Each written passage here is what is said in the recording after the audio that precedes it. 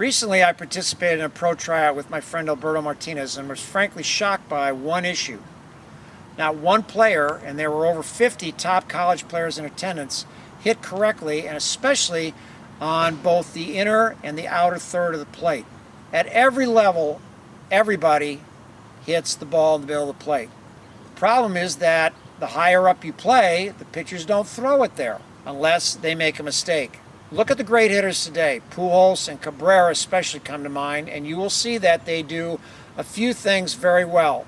They keep their hands inside the path of the ball, and they control the barrel. Hands inside the ball and control the barrel. Today we're going to discuss a part of the swing path as related to the mistakes some of these college players were making with my friend Alberto Martinez.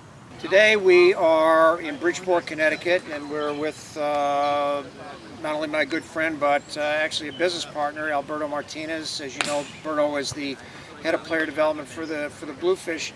This past weekend we did a pro tryout in Torrington, and one of the things that just really amazed me, I had 50 kids there that were D1, D2 players, and they didn't do something. They do not have appropriate swings for the pro level.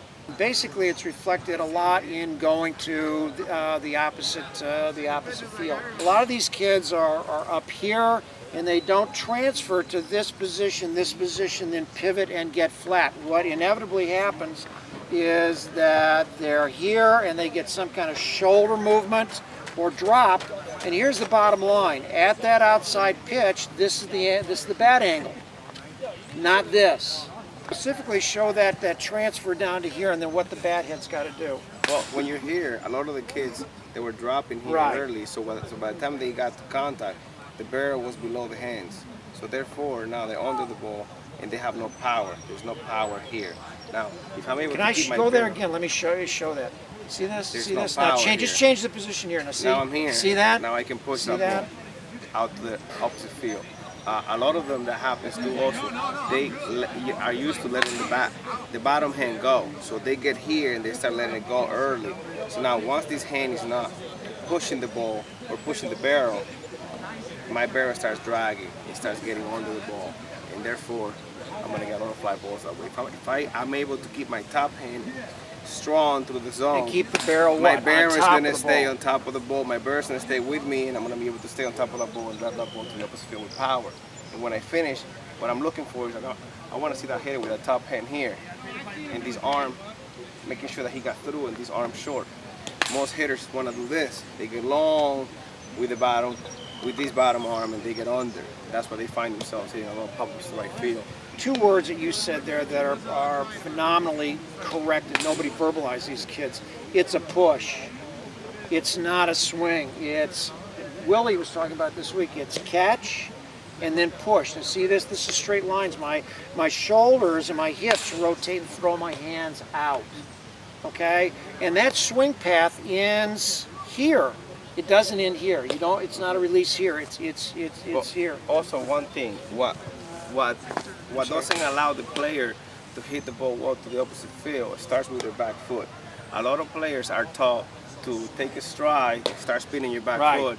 When that happens, my front shoulder gets away from the zone. Can I interrupt and show you something right there? Now look, comes out. He can't even see this ball here. He can't even see this ball here. He's forced to pull everything by being here. Because my back foot is opening me up too early. If I were to get my back foot down and I start letting my barrel start moving with my hands. See that? Hands first. Now I have coverage out there. My shoulders shouldn't be open before contact. Everything should be closed. So that he's he's at right angle to the ball. Here at contact, I turn on the ball. That's how you get the most power in the opposite field.